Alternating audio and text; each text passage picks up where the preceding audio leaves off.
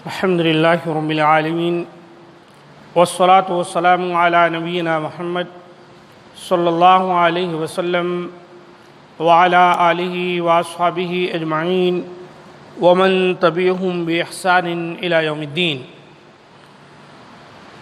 جادو کا بیان۔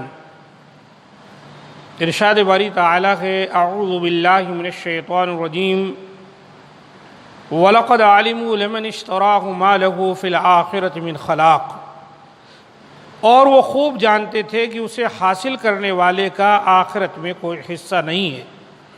سورہ بقرہ کی آیت نمبر 102 ہے۔ اللہ تعالیٰ کا ارشاد ہے سورہ نساء کی آیت نمبر 51 میں یؤمنون بالجبت والطاغوت، وہ بتوں اور شیطانوں کو مانتے ہیں۔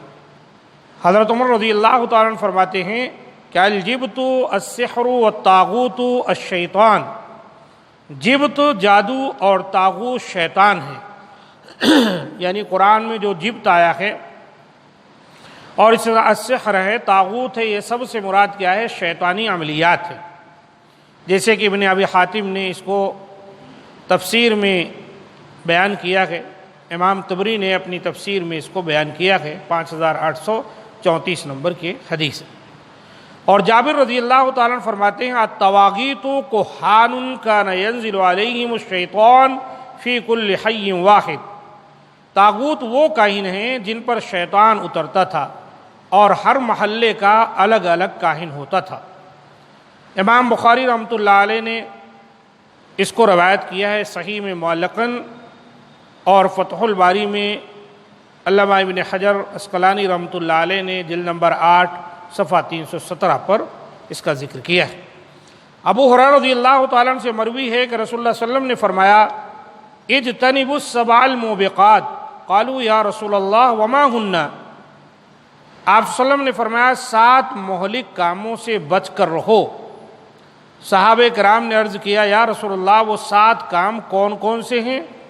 آپ صلی اللہ علیہ وسلم نے فرمایا الشرک باللہ، پہلا یہ ہے کہ اللہ تعالیٰ کے ساتھ شرک کرنا، دوسرا والسحر یعنی جادو کرنا، تیسرا وقتل النفس التي حرم اللہ الا بالحق، کسی کو ناحق قتل کر ڈالنا، اور چوتھا واکل الربا، سود خوری یعنی سودی کاروبار کرنا، سود کھانا، سود پر تجارت کرنا، سودی پیسہ روپیہ کسی کو دینا لینا، اور پانچواں واکل مال الیتیم، یتیم کا مال کھانا، اور چھٹا والتولی یوم الزحف،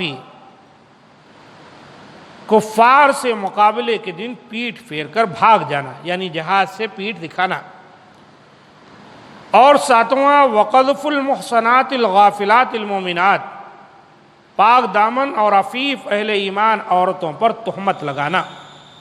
یہ حدیث صحیح بخاری کی ہے 2766 اور صحیح مسلم میں آئی ہے 89 پر۔ تو اس حدیث میں نبی صلی اللہ علیہ وسلم نے 7 مہلک کاموں کا ذکر کیا، اس میں اللہ کے رسول صلی اللہ علیہ وسلم نے شرک کے بعد جادو کا ذکر کیا، الشرک باللہ والسحر، دوسرے نمبر پر جادو کا تذکرہ کیا۔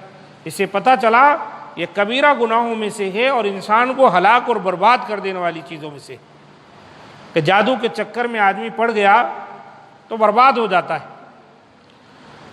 اسی طرح جندب رضی اللہ تعالیٰ عنہ سے روایت ہے جو کہ ایک موقوف روایت ہے، سنن ترمذی میں آئی ہے 1460 پر، کہ حد الساحر ضربۃ بالسیف، جادوگر کی سزا یہ ہے کہ اسے تلوار سے قتل کر دیا جائے۔ اسی طرح حضرت بجالہ بن عبدہ رضی اللہ تعالیٰ عنہ سے روایت ہے کہ کتب عمر بن الخطاب رضی اللہ عنہ ان اقتلوا کل ساحر وساحرہ قال فقتلنا 3 سواحر، عمر رضی اللہ تعالیٰ نے لکھا کہ ہر جادوگر مرد اور عورت کو قتل کر دو، تو ہم نے 3 جادوگرنیوں کو قتل کیا۔ صحیح بخاری کے 3156 نمبر کی حدیث ہے، سنن ابی داؤد میں 3043 پر آئی ہے۔ معنی یہ ہے کہ اس طرح کے جادوگر یا جادوگرنیاں جو کہ اپنے جادو کے ذریعے کسی کا قتل کر دیں، کسی کو تکلیف میں ڈال دیں، اور ان کی ان شرارتوں کی وجہ سے کسی کی موت واقع ہو جائے، اور بھی طرح طرح کے جھگڑے فساد برپا ہوتے ہیں جادو کی وجہ سے، تو حضرت عمر فاروق رضی اللہ تعالیٰ عنہ نے تمام مسلمانوں کے جو اس وقت کے صوبے تھے، الگ الگ ممالک تھے، ہر جگہ جو ہے یہ خط بھجوا دیا کہ اگر جادوگر اور جادوگرنیاں ہیں جن کو قتل کر دو، اور اس خط کی وجہ سے 3 جادوگرنیوں کو قتل کیا گیا۔ اور حضرت حفصہ رضی اللہ تعالیٰ عنہ سے ثابت ہے کہ انہا امرت بقتل جاریہ، حفصہ رضی اللہ تعالیٰ عنہ جو ہے ان کی ایک باندھی تھی لونڈی، وہ جادوگرنی تھی اور خود انہی پر اس نے جادو کر دیا تھا۔ انہا امرت بقتل جاریۃ لہا سحرتہا فقتلت، انہوں نے حکم دیا کہ اس جادوگرنی کو، جو لونڈی، اس کو قتل کیا جائے اور پھر وہ مار ڈالی گئی۔ اس طرح جندب رضی اللہ تعالیٰ عنہ سے بھی ایسا ہی ایک واقعہ منقول ہے۔ امام احمد رحمہ اللہ فرماتے ہیں کہ جادوگروں کو قتل کرنا 3 صحابہ کرام رضوان اللہ علیہم اجمعین سے ثابت۔ تو جادو کا سیکھنا اور سکھلانا یہ کفر ہے۔